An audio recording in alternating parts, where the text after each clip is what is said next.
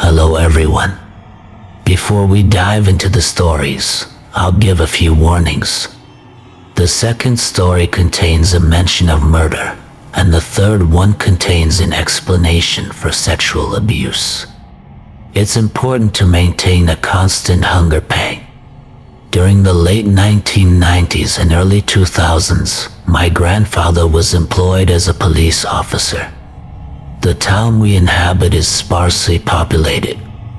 Although there have been sporadic drug busts, nothing has ever gone this crazy. While patrolling the area, my grandfather caught sight of a vehicle that was swerving and driving recklessly. He activated his lights and pulled over the van. He stated his name and the reason for pulling over two Hispanic men as he approached the window. He stated that they were driving recklessly and had a stuck brake light on. The vehicle's passenger reacted to his statement by asking if they could open the rear hatch and fix the light. My grandfather, who worked as a mechanic, agreed to inspect it but stated that he had to first manage the driver's license and insurance. The woman on the other end frantically told him to stay in his car until the backup arrives after he named the driver for dispatch. The vehicle was searched by backup after a few minutes. Both men were carrying shotguns when they were escorted out of the back. They were not visible to him as they had obstructed the windows on both sides of the van. It was discovered that they were bringing drugs from Mexico to the States. In order to maintain my privacy and that of my family members, I will be omitting specific dates, names, and places. Furthermore, I am not knowledgeable about every specific aspect of the situation as the story is solely mine. My dad's past as a young law enforcement officer is not mentioned by him or his stories, which happened before I was born. After coming back from my first appointment almost 10 years ago, he told me about some of his experiences, and we haven't had much interaction since then. I am confident that he would be willing to share the story, provided that I don't disclose any personal information as it could provide insight into the difficulties faced by law enforcement officers. Until then, I'll share this one for now, but maybe some more when I reflect on my own or someone else's experiences.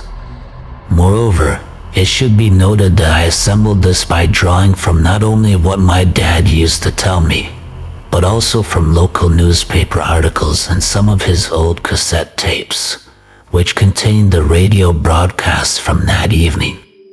Despite everything, here's a bit more background information. As I mentioned, my dad spent almost 3 decades as a police officer. During that time, he varied his work from regular beat cop to SWAT SRD, including working as a sniper or sharpshooter and infiltrating the drug task force undercover. Late at night in the rural Midwest, this story takes place during the early 90s. The town I am referring to has a population of several thousand and is bordered by country agriculture, with smaller towns consisting of only 10 or so.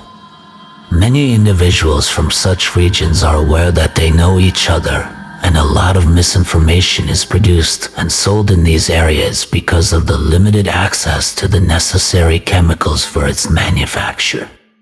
2 brothers were involved in the local meth trade, making this area unique. For the purpose of this narrative, I'll refer to them as John and Mike Smith. John's reputation grew rapidly due to his violent tendencies, which were likely caused by mental illness. He was known to beat and verbally abuse his girlfriend, and he even threatened to kill himself by holding a gun to some of his family members. Both brothers were incarcerated regularly and were on probation, with one of the rules prohibiting them from being around each other. A pistol with a tagline was obtained by one of them at some point. The town was abuzz with rumors that they had illegally filed down the sewer to enable the pistol to fire at full auto. A few days before the story occurred, Mike had purchased multiple rounds of 9mm from a nearby sporting goods store. During the night of the story, my father was on patrol with his motorcycle. Reports had been received earlier that John and Mike were seen driving around together. Earlier, I stated that their relationship was not meant to be. At some point that night, my dad saw them driving around together and immediately called the police, attempting to pull them over. When he lights up the pair, they both remove their hands and start running. Over the radio, my dad sounded calm as he recounted the events of the chase. He pursued them to Mike's abode, and the duo disembarked the car and attempted to escape. The front porch was reached by John, who then entered the front door. Despite his speed, Mike was able to grab him on the front porch before my dad could enter. Mike and my dad are fighting on the front porch, with Mike trying to subdue him. The tagline is carried by John as he exits the front door. Both my dad's and Mike's bodies are now facing each other.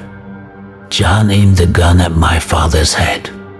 Fortunately, he can see John and the gun's muzzle in his eyes, possibly slightly more than a foot away from his head.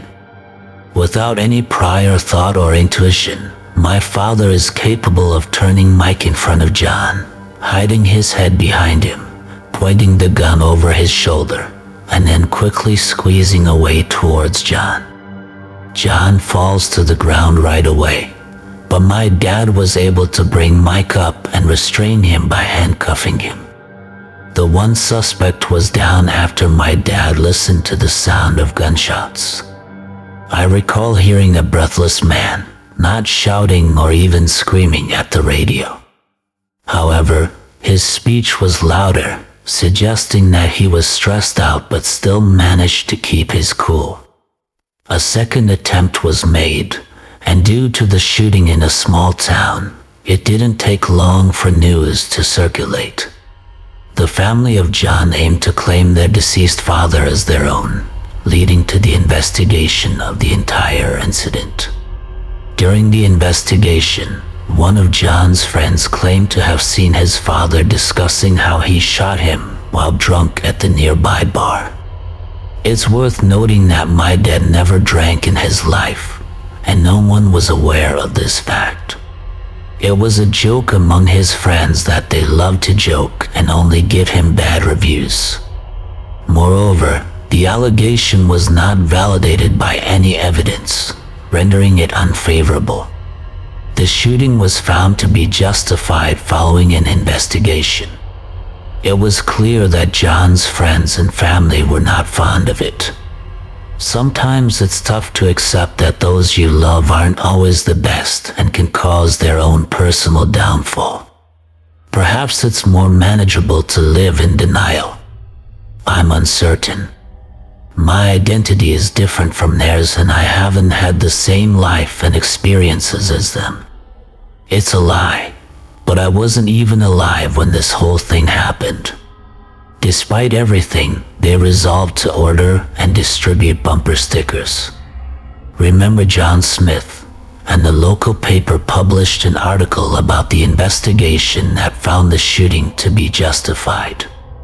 They included a picture of my dad and John in the article. They were both in their late 20s. At the time when my dad was 6 feet 4 inches and 220 pounds of muscle, he had a classic calm mustache. Prior to becoming a police officer, he was enticed by fitness and had previously been crowned state champion high hurlers and earned October's full ride D1 track scholarship. The paper utilized a picture of him in uniform that not only showcased his physical attributes, but also displayed the most serious expression on his face. On the flip side, John's height was typically around 5 to 10. Like my dad, who was in his late 20s, he had thin skin and emaciated skin due to his previous drug and alcohol use. Only his hair had been matted and unkempt. His teeth were mostly missing or had gone rotted, and he looked unclean and disheveled. He was photographed smiling in his old high school photo, which was taken some 10 years ago, and it was used by the paper. In the end, Mike was sent to jail. Several years later, he came out and declared that his plan was to murder my father and then take his own life.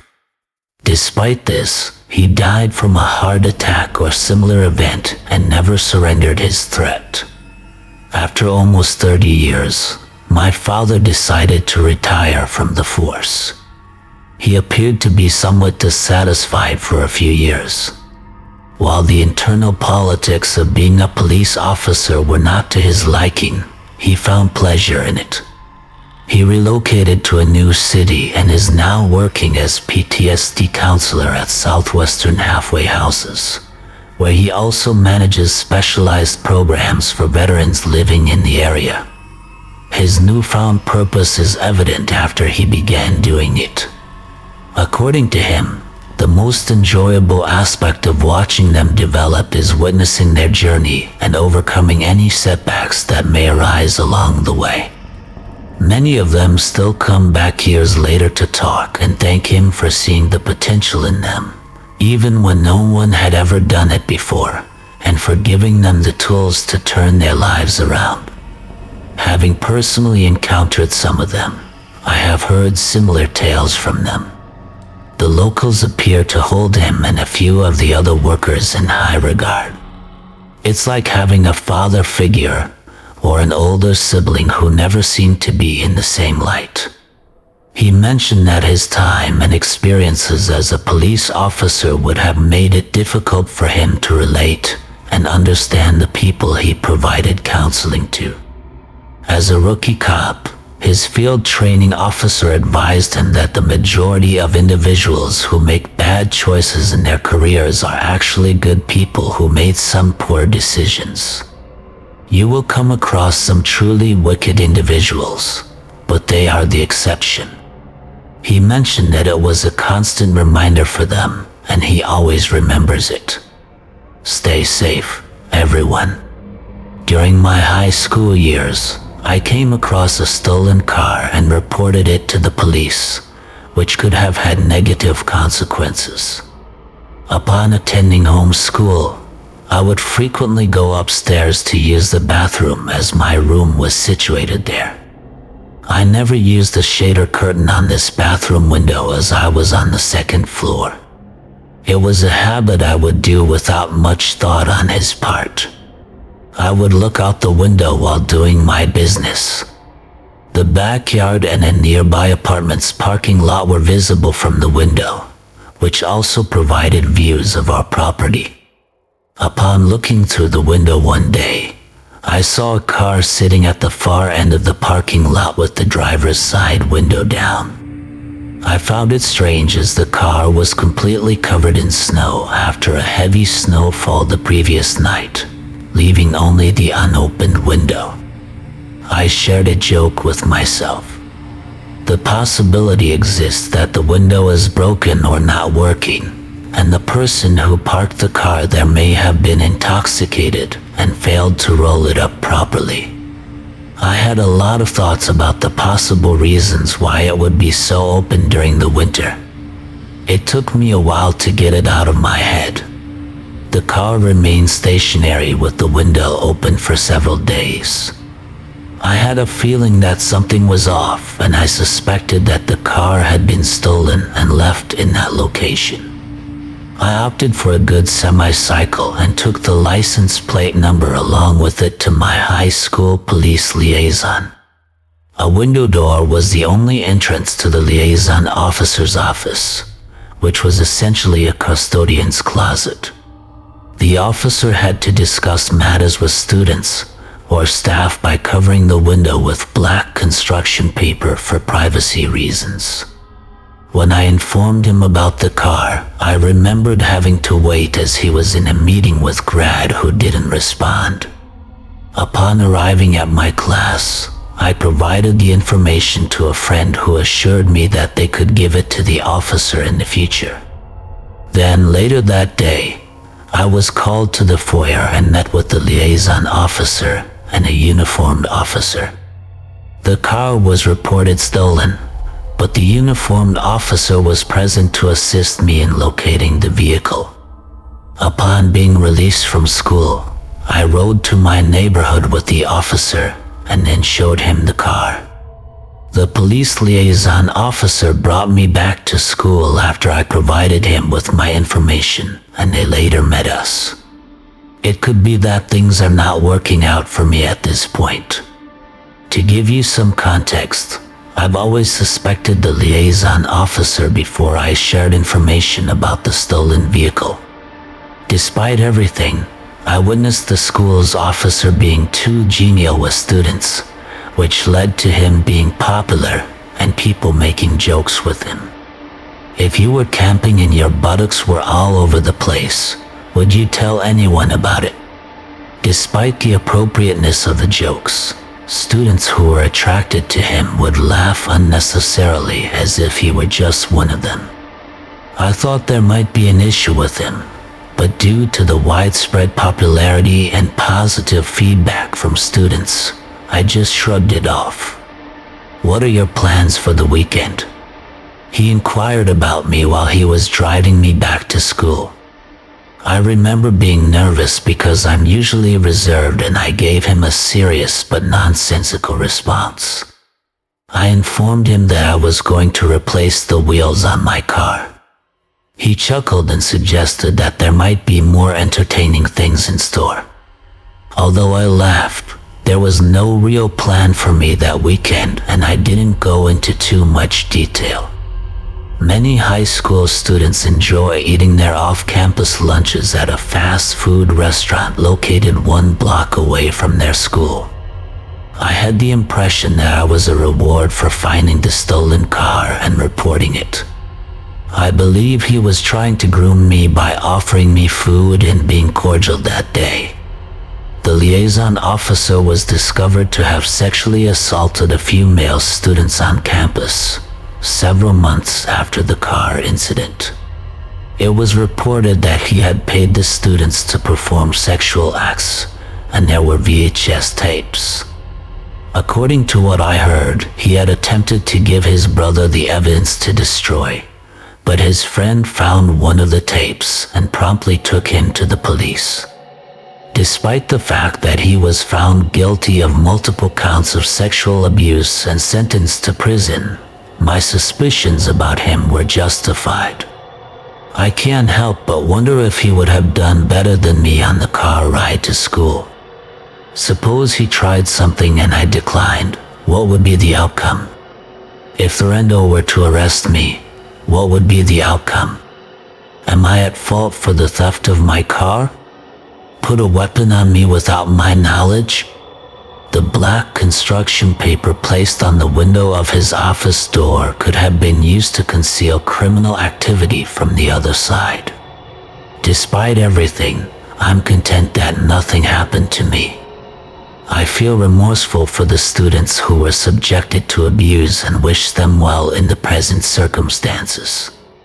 It's a clear indication that you may never have complete trust in someone, and at times, those who are meant to protect you don't come across as the way they should. As a woman, I experienced this event during my college years when I relocated to France for work. I was proficient in the language and worked night shifts at a foreign hotel, as well as in one of the most secure areas in my city. While my car was being fixed, I had to take it on loan from the shop. A live van, similar to the ones used for moving or that of post-delivery drivers, was all that was left of the replacement car range. I didn't have any thoughts on taking it, so I headed to work. Everything went smoothly and there was no mishap. Nevertheless, as I was making my way back home, I observed the flashing of blue lights behind me. My van may have had a broken light, as I mentioned earlier. Despite its rarity, it seems to happen, especially for a car that has been replaced. Due to being pulled over near a residential area, we were still in darkness except for spotting an illuminated street lamp. I was a new driver and eager to obey the law, so I opened my window fully and took out my driver's license while waiting for the police officer to come to me. The man who came at me was dressed in civilian attire. He greeted him politely, as if he were an officer in uniform. The man was surprised when he saw me and didn't mention his name. A significant warning sign, I comprehend, but I was incredibly foolish and unintelligent at that time. He said something in French, which I couldn't understand, so I asked if he was fluent in English. He repeated his question. "Where am I?" My assumption was that this was a generic question and my response was going to be sent home. He inquired about my current place of residence and was even more surprised to learn that I lived several miles away from my office. He inquired about my work location, appearing somewhat anxious. I answered, assuming that I was following the law. The conversation lasted for only 2 minutes, so I didn't think his questions were inappropriate. Without even asking to see my license, he stopped motioning and then proceeded to poke his head through my driver's window before looking behind me at the empty van. Despite the lack of suspicious activity, he seemed uneasy and instructed me to leave. The person on the right and left seemed to be an undercover cop looking for a car that was similar, and he assumed they had found it. The situation seemed normal in my mind for a while, but I didn't think about it. My colleagues were unaware of my laughter until the very next day. They glared at me mercilessly and explained why prostitutes were frequently stationed in vans, offering their services in the back. The individual who stopped me could have been a police officer, but they were possibly manipulating sex workers to gain access to their services. Upon discovering that I had no knowledge of French and did not match the typical description of one of the individuals, he checked into my van and proceeded to withdraw after finding out that there was no mattress in the van. It was inevitable that I would have been scared. I'm unsure if he could have been a police officer or pondered pursuing extroverted relationships. Whenever I'm pulled over, I don't open my windows completely and I make sure the person speaking to me is a police officer. I am no longer in charge of a wine van,